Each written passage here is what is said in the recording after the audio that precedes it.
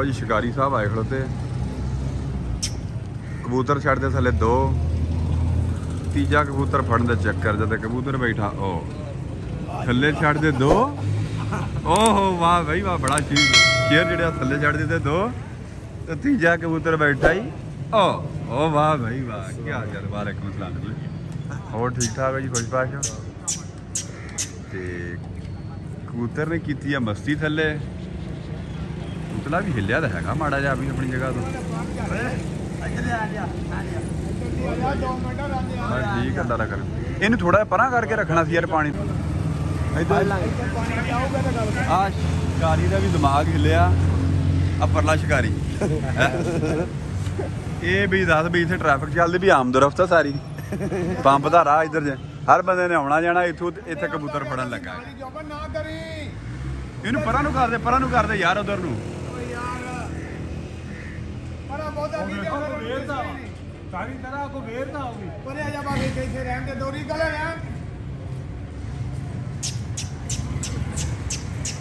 Where है कबूतर उतला बैठा थले,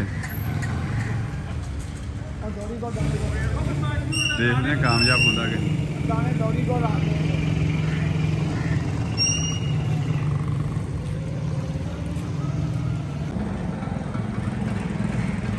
लगता अभी तैयारी है इसकी। ट्रैक्टर निकलिया किसी का, हाँ जी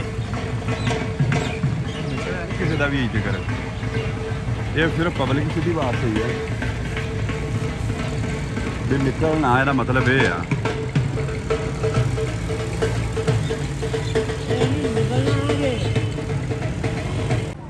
लो भी आ गया ये लागे का थले।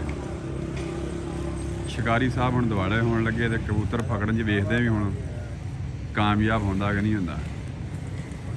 भुख लगी है उन्होंने आउंदे दाने सिर चुगन लग पिया, चला गया शिकारी कोले, इधरों को मोटरसाइकिल वाला आया तो इन्हें उड़ जाना वा।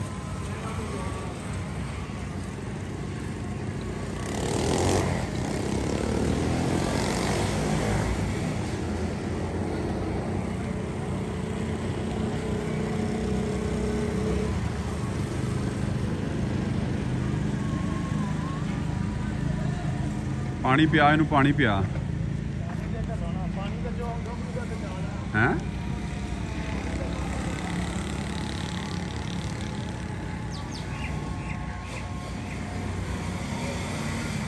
आई मोटरसाइकिल बना मैं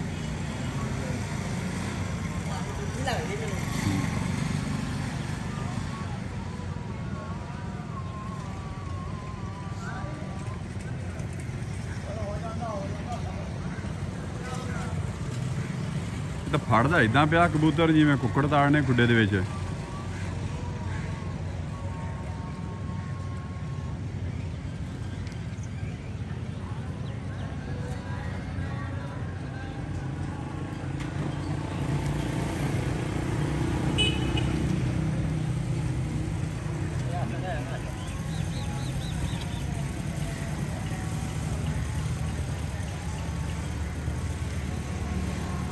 ये बड़ी खड़ोता शिकारी होना, देखो कबूतर कामयाब होंदा या शिकारी होंदा है।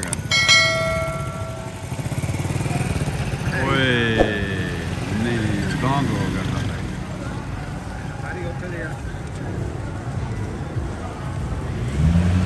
बाकी तुसीं साडे चैनल नूं लाइक कर देना, सबसक्राइब कर देना, तुहाडी मेहरबानी, शुक्रिया दोस्तों का।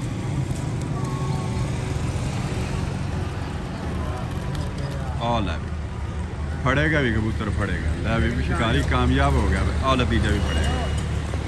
चलो जी गुड हो गया जी, गुड।